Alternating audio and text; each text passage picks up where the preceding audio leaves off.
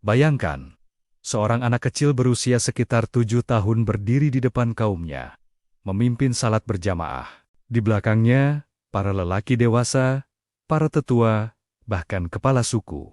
Semua mengikuti gerakan salat yang ia pimpin. Anak itu bukan dari keluarga bangsawan, bukan pula dari kalangan kaya raya. Namun ia memiliki sesuatu yang membuatnya layak memimpin, hafalan Al-Quran yang lebih banyak daripada siapapun di desanya. Inilah kisah luar biasa seorang anak Arab di zaman Rasulullah, bernama Amr bin Salimah. Amr bin Salimah berasal dari sebuah kabilah di pedalaman Arab. Hidup di masa Rasulullah, ia tumbuh dalam lingkungan yang belum semuanya memeluk Islam. Namun, letak kampungnya berada di jalur para musafir, yang sering keluar masuk wilayah Madinah dan Makkah. Setiap kali ada rombongan kafilah melewati daerahnya, Amr kecil akan duduk di tepi jalan, menguping percakapan para musafir yang membicarakan Islam, dan mencatat setiap ayat Al-Quran yang mereka bacakan. Ia tidak memiliki guru resmi, tidak pernah bersekolah formal, dan bahkan tidak memiliki mushaf lengkap. Namun kecintaannya pada ayat-ayat suci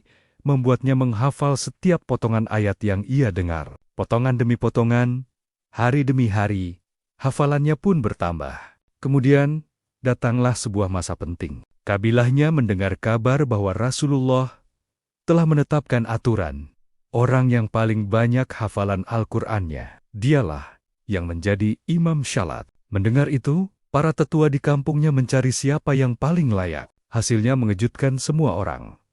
Anak kecil bernama Amr bin Salimah lah yang paling banyak hafalan Qurannya. Tidak ada lelaki dewasa di desa itu yang bisa menandingi hafalannya, meski ia baru sekitar 7 tahun. Maka, dengan penuh keyakinan, para tetua menunjuk Amr sebagai imam salat di kampung. Bayangkan suasananya. Seorang bocah berdiri tegak di depan syaf, memimpin orang-orang yang jauh lebih tua. Ia melafalkan ayat-ayat dengan fasih, dan semua makmum mengikutinya dengan khusyuk. Namun, ada satu hal lucu yang diingat Amr. Saat itu, ia tidak memiliki pakaian panjang yang layak.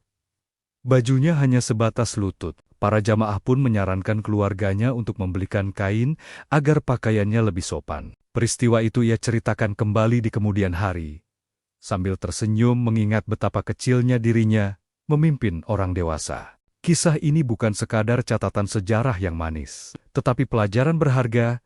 Kemuliaan dalam Islam tidak diukur dari usia, pangkat, atau kekayaan, melainkan dari ilmu dan ketaatan kepada Allah Subhanahu wa Ta'ala. Rasulullah dan para sahabat tidak memandang rendah seorang anak hanya karena umurnya.